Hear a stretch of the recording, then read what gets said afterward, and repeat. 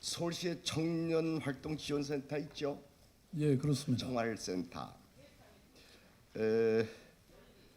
사회활동비 6개월에 50만 원씩 월 50만 원씩 주는 사업이죠. 예, 예. 그런데 2019년도에 행정실수한 거 알고 계세요? 행정실수로 그 문제 생긴 거 알고 계세요? 예, 이번에 저 국감 준비하면서 알았어요. 그 보고를 들었습니다. 2016년도에도 이게 이런 사건이 한 번 있었어요. 그런데 얘가 이제 뭐 이 재학생 및 휴학생이 이제 돈을 받았다. 뭐 그거 아닙니까? 그런데 공시를 제대로 하지 않아 가지고 이 부정 수금한 게 돼버렸어요. 그죠?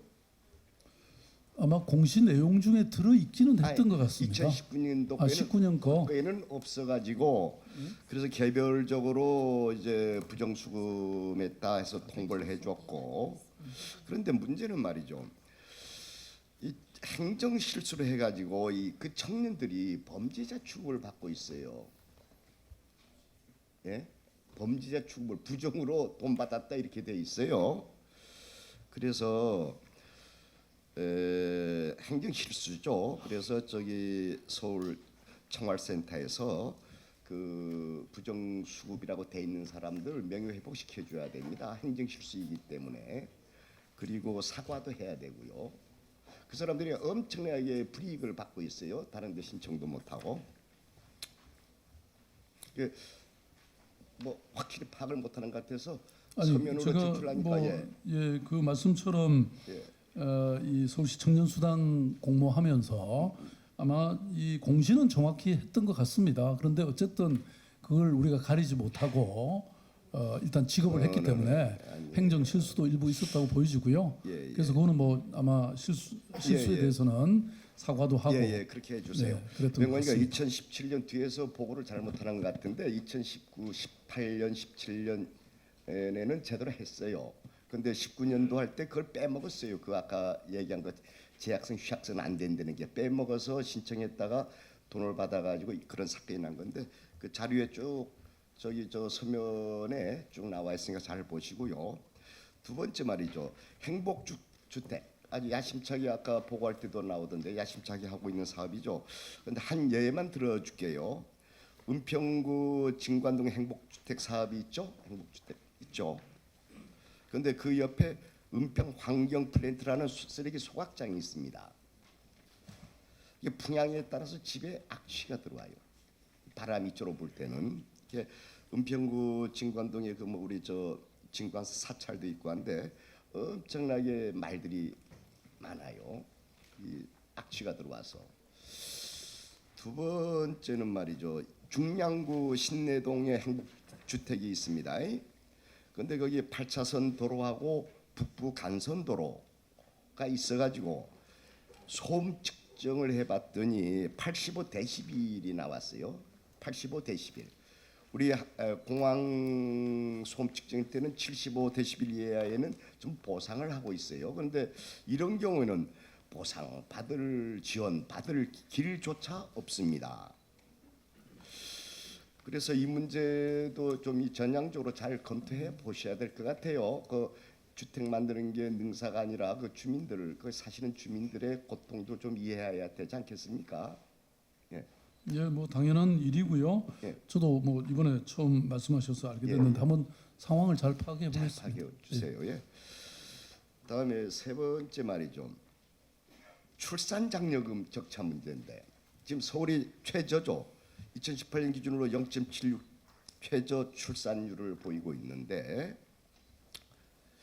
그런데 문제는 서울 시민이면 같은 그 장려금도 받을 수 있는데 25개 기초 단체 중에서 전부 달라요. 이 저 출산 장려금이 어떤 데는 20만 원 받는 데 있는가 하면 50만 원 받는 데 있고 또 3자녀 난데 어떤 100만 원 받는 곳이 있는가 하면은 뭐 20만 원 받는 곳도 있고 아주 각 기초 단체마다 다른데 뭐 이건 기초 자치 단체니까 그럴 수가 있겠죠. 그래서 서울 시내에 오히려 이 출산 장려 가지고 오히려 빈익빈 부익부를 더 조장하는 그러니까 이제 출산 장려금만이니까 이 신혼초 아이들 출산하는 경우에는 오히려 좋은데 강남 같은데 가는 서초에 가는 뭐 이런 경우도 있어요. 요걸 말이죠. 우선은 행정 지도를 통해서 기초자치단체 좀 지도할 수 있는 방법하고, 그다음에 참 그 기초단체 재정이 열악하면은 이 서울시의 지원금이라도 해서 서울 시내 시민들 이 뭡니까 출산을 앞둔 서울 시민들이 똑같은 혜택을 누릴 수 있도록 이렇게 하는 게 좋지 않나 생각이 듭니다. 예, 의원님 뭐 이렇게 우리 지금 저출생이라고 하는 이 사회 현상이 지금 우리 국가적으로도 굉장히 큰 그럼요. 위기를 초래하고 있기 때문에 이거에 대한 종합적인 정책이 있어야 되는데 예. 사실 출산 장려금 가지고서는 얼마나 효과가 있을지 걱정이긴 합니다. 그래서 서울시는 돌봄 정책이라든지 국공립 어린이집이라든지 정말 아이를 낳고 기르기 좋은 그런 사회, 그런 국가를 만들어야 된다고 생각하는데 아무튼 이 부분에 대해서는 지적하신 것처럼 이 형평의 문제라든지 이 여러 요건에 있어서 통일하는 것이 필요해 보이고요. 만약에 한다고 하면 그 점에서 서울시가 구청별로 다 한번 정리해서 한번 수정할 수 있도록 개선할 수 있도록 노력해 보겠습니다. 지금 아직 그 손자들 안 보셨죠? 아직 손자가 없습니다. 저도. 저는 이제 네, 금방 손자 보게 되는데 축하드립니다. 이 지금 신혼 부부들 말이죠. 엄청납니다. 단돈 20만 원, 30만 원 엄청나게 또 병원비 같은 거 그 사람들의 마음은 그렇게 간단하지 단돈 돈 액수가 문제가 아니라 이 출산장 받느냐 안 받느냐 아주 예민합니다. 그것도 참고로. 그래서 서울시는 의원님 그런 것보다는 오히려 말씀하신 신혼 부부에 대한 주거 문제를 해결하기 위해서 공공 임대주택을 대량으로 공급하는 쪽으로 그렇게 방향을 잡고 있습니다. 네. 예, 2분 더 드립시오.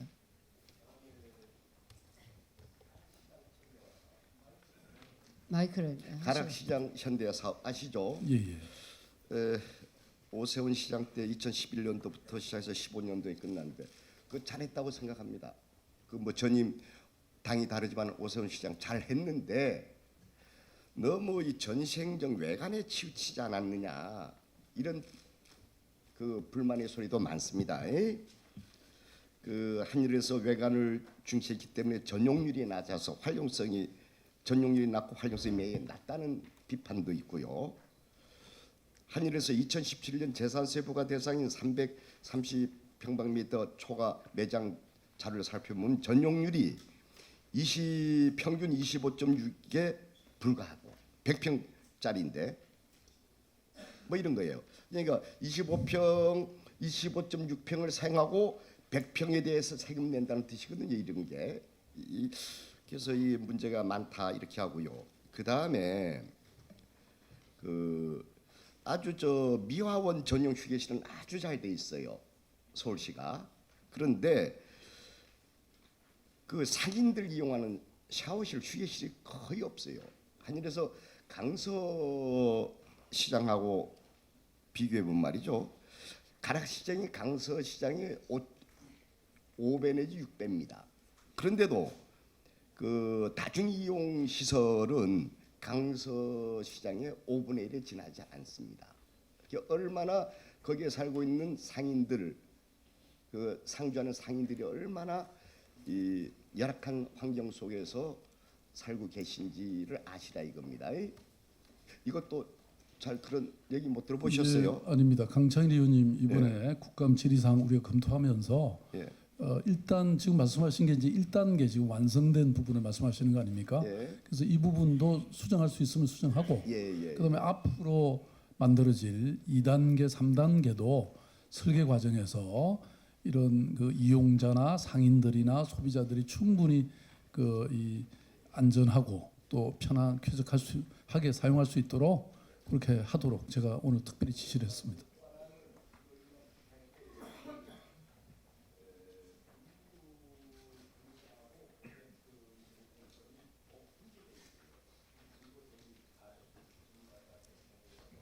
예, 잘 반영하도록 하겠습니다.